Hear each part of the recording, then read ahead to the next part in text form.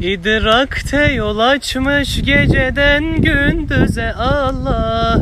Güldürmesen öz gönlünü gülmez yüze Allah. Dünyaya şafaklar gibi Tanrım sepelemiş. Kalbin gözü yanmazsa görünmez göze Allah. Görünmez göze Allah. Kalbin gözü yanmazsa görünmez göze Allah. Görünmez göze Allah. Allah biliriz cisim değil ya nedir Allah. Haleyli, haleyli, haleyli.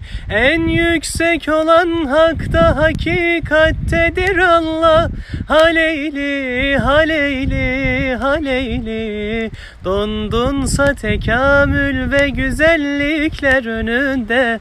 Bu hayrettedir Allah, bu hikmettedir Allah. Liyagattedir Allah, hakikattedir Allah. Sedagattedir Allah, muhabbettedir Allah. İnsan tepeden tırnağa sen arzu dileksin. Nefsinde doyumsuz fakat aşkında meleksin. Zulmün yüzüne hak denilen silleni çeksen. Sillende mühürlenmiş o gayrettedir Allah.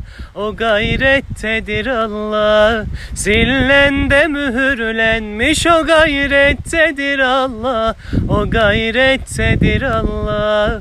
Allah biliriz cisim değil ya nedir Allah. Haleyli, haleyli, haleyli. En yüksek olan hakta hakikattedir Allah. Haleyli, haleyli, haleyli. Dondunsa tekamül ve güzellikler önünde. Bu hayrettedir Allah, bu hikmettedir Allah.